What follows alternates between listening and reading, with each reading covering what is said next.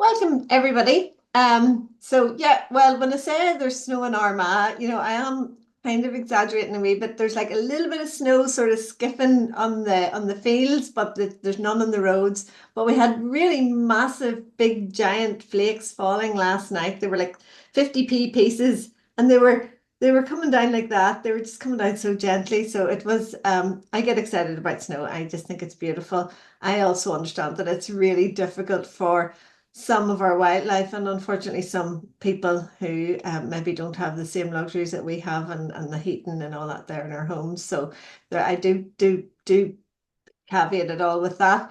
But our nature needs this cold snap as well. A lot of our plants, like cherries and different plant species, actually need to have the cold snap. So it is one of those things that I do welcome, apart from just the child in me wanting to make snowmen. So we're just going to continue on. I'm trying to build on each session from the last session, with some changes as we go forward. So you feel like you're making progress and we're not just doing the same type of writing exercises.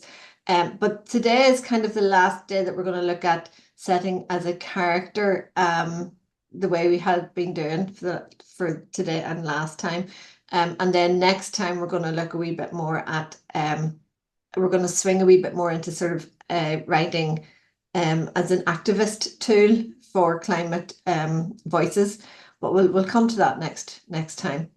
So our learning objectives today are to understand how to personify landscape elements effectively. We're going to master techniques for deep sensory description,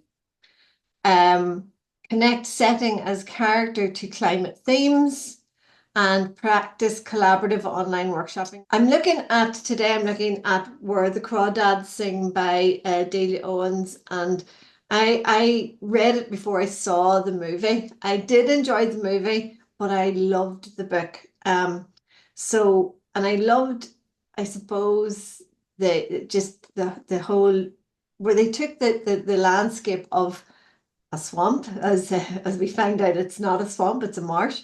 And they actually make it so beautiful. So this area of land that is kind of is just, by most people, it is given absolutely no accreditation at all. There's no thought of it. It's like land that is throwaway land. They're going to, people want to drain it and make it into agricultural land. And Byddi Lee has made this a really beautiful place, and made her readers love it as much as her characters love it. That's what I think anyway. So this is the little piece I wanted to look at. The marsh was not a swamp. Marsh is a space of light where grass grows and water flows into the sky.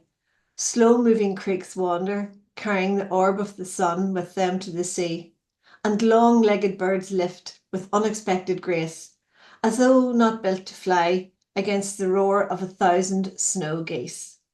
So just even looking in that little piece, it's almost poetic. And I love that little bit of where she used the alliteration for the long-legged birds lifting. But the whole thing is just absolutely beautiful. We're going to look down into it and show how Byddi Lee makes the marsh become a character through active verbs. Now, this is something that in writing, so last week some people had said that they were new to writing. If you're new to writing, this is probably something that you've never really thought about much before. But instead of saying the grass was growing, in this case, it's the grass grows, or the water was flowing. So a lot of beginner writers tend to use the word was a lot, the to be verb, either in past tense or present tense. So the creek was wandering, or creeks were wandering.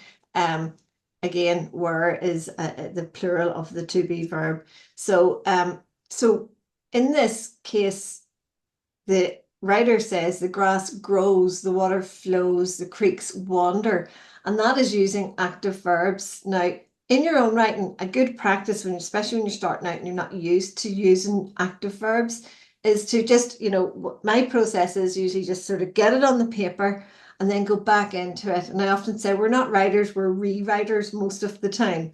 So you go back into it, and I even would do, like, when I finish like a novel, I'll even do just a find, for the word was, and I'll go through and I'll go, does that verb need was? Because usually what you're seeing is this construction of was and the ing, so was growing.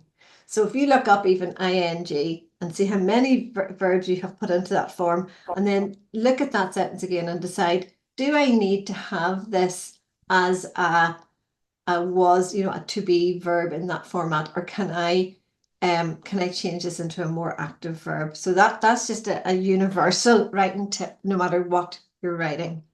So so in this case, they've used the writer has used active verbs. There's an emotional resonance. The landscape reflects, influences, or contrasts with emotional states. So it offers sanctuary. In this case, the marsh offers sanctuary. It understands, it protects. You could have, for example, the sea could lull you, or mother you, or the forest. I'm thinking nearly like the forest can nurture you because it can offer you up what you need to eat, and so on. So think about that, the emotional resonance that you have with it, that the landscape actually gives you something. And then, of course, you have personality traits like distinct characters, like like a human character. For example, moodiness, mysterious, boldness. For example, there's talking about the ocean again. A lot of people like to talk, I think, because we live in an island, a lot of our writing comes from like the idea of the ocean. But you can have, that the Atlantic had grown temperamental in recent years. And then you could talk about how it has become fiercer. Okay. So, and you're showing the traits there. And then you can have like agency in the story. And that means then that the landscape actively affects the plot rather than being passive. So, for example, it guides, it influences decisions, and it protects. So in the case of the Crawdads, there's another part in it where she talks about how the marsh led her home, and every turn of the creek was a street sign, every mussel shell was a distinct address. So that, she talks about the marsh guiding her, influencing decisions, the street signs, it shows her which way to go. Okay. Another example might be you talk about a drought, and it chooses its victims. It's the poorest of the people who have become its victims because they don't have the resources. So it creeps in on the places in the landscape that don't have sprinklers, for example, to keep them nourished with water. So that's just sort of examples of how you can give the landscape more agency in the story. So we're getting into the writing exercise quite early, because I think you enjoyed the sharing of it, and I enjoyed the sharing of it, and we can talk about that a wee bit more. But we've got, again, the same idea. There's 4 different writing exercises. Each person, if you only pick one now to do, you can come back to the video and do the others. Or you can stop the video if you're just watching the video and do them one after the other. So I want you to choose a landscape that you know well and give it an emotional state. It could be lonely, angry, protective. They don't always have to be negative, though sometimes it's easier to find negative ones. And then give it 3 personality traits: stubborn, generous, mysterious. And then give it 1 action it takes that affects the others. Or you could have a wounded landscape, and you can write from the perspective of a damaged ecosystem, maybe a forest that has burnt down or something like that, and use first person voice. And there's an example of a prompt there, but you don't have to use that. And then you could have weather as mood. So extreme weather as if it has a personality. And if I'm thinking about snow, for me, the snow is a cushioning. It's like a wrapping and enveloping to me. And that's that idea of time to rest. time for nature to rest, time for us to rest. So and there's a nurturing in snow to my mind. Certainly not if you're homeless and you're living on the streets, you're not going to have that same experience. So and a weather mood can have a personality that's different for one setting than for another. And then you can have the guardian spirit right from the perspective of an ancient landscape spirit that watches over changes, that's watching the changes over centuries. And when you're talking about environmental change, try to use all five senses and focus on the transformation. So again, I've used four very different writing exercises because I'm trying to hit on each of those goals that we set out to do in the lesson. So they're slightly different, but if you work through them, you'll see how they can kind of prompt you to look at what we were setting out to do. So again, you try to use all five senses as much as you can. And yeah, have a go. I'll give you 5 minutes from now. Okay, we're getting to the 5 minute mark. And so what we're going to do again is this idea of the chat waterfall. You're all very good at it. You were great last Friday. Let's see if we can do this again. Pop your favorite phrase from your exercise into the chat and I'll hit return at the same time. Snow, let's see what we're doing with snow. We've no snow in Ballycastle or Hollywood, but we've got hailstones somewhere. No snow in Cologne, no snow in Dundonald, the tiniest bit in Bangor, like ourselves. Oh, somebody's tuned in from South Shropshire. Hello, you're very welcome. Yes, snow there. The sea rose. Oh, right, so we're on to the exercise now. So the sea rose and roared, goaded by the hunter moon. Oh, very nice. Rose and roared. Very active verbs there. I love that. The hill was glad to see me return. That's nice. That there's a lovely coziness to that. The leaves awaken and whisper in the breeze. Oh, that's lovely. Yes. Every one of these is gorgeous. I used to be a happy tree filled with birds, visiting my branches, bringing their personalities and songs to give life to the forest around me. Oh, that's really lovely. I want to see more of that. That sounds lovely. Once the thundering voice of the storm had shouted itself out, and its dark clouds softened to a silvery gaze, a path of moonlight appeared on the loch. It gleamed and seemed to whisper, there, things aren't so bad after all. Oh, that is beautiful. The breeze stirs the grass with its gentle fingers. Oh, that's beautiful. The mischievous forest, self-absorbed but totally aware. Oh, very nice. So I love how you're given that the forest, quite a complex personality there. And in such few words, well done. The dark, majestic mountain, steadfast and ever watchful over the valley below, straining to remain in sight between thin and wispy grey clouds. Very well done.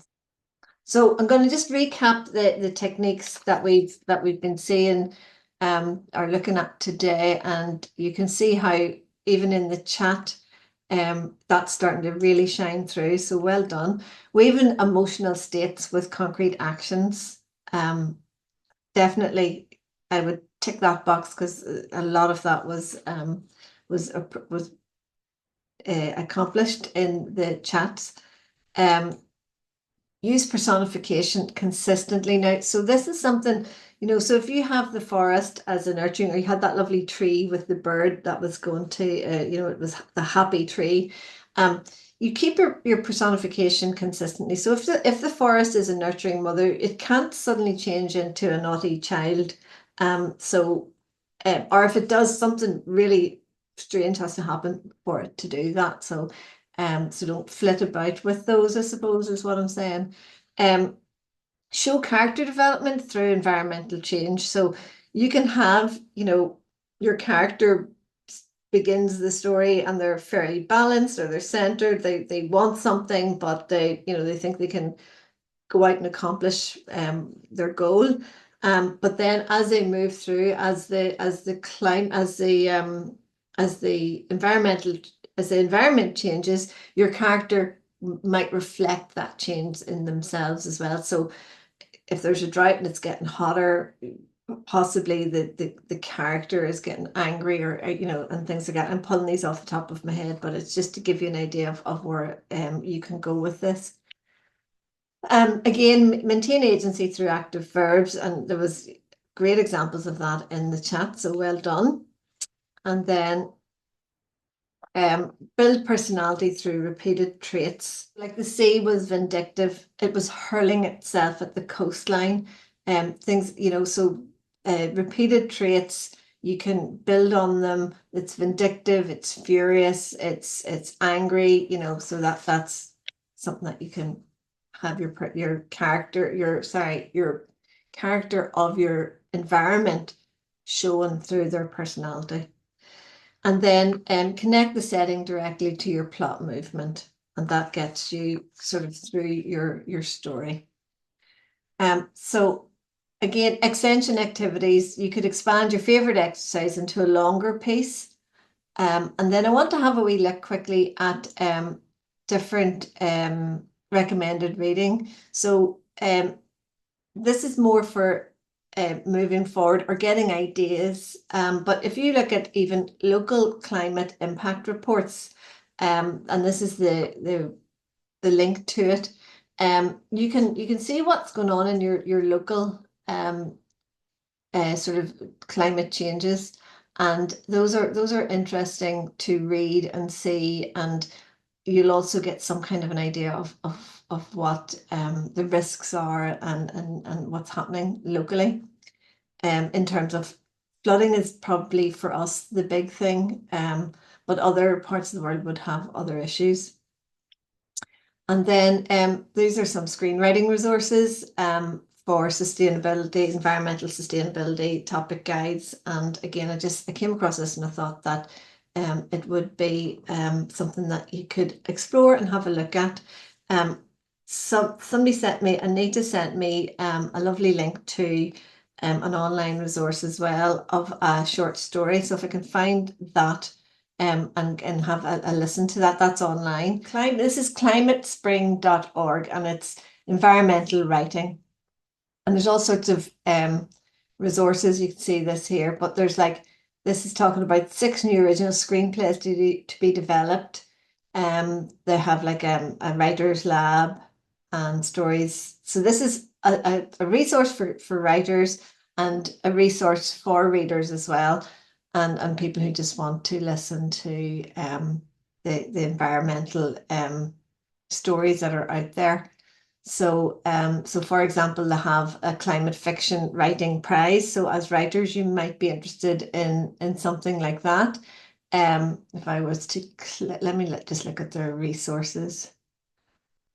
You can sort of see they have opportunities and everything as well, but their resources would be climate action. So this is an important one here. Why climate action is only as strong as the narratives that underpin it.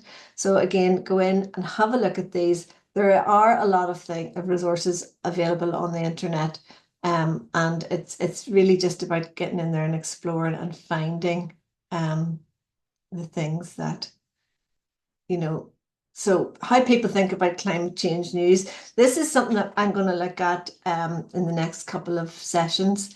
And then why the climate movement needs world building. Again, this is a sort of about thinking about future worlds and where we're going and how stories work. Again, so as writers, I'm not going to go through all of these, but I just wanted to show you the options that you have out there for, lots and lots of different online resources.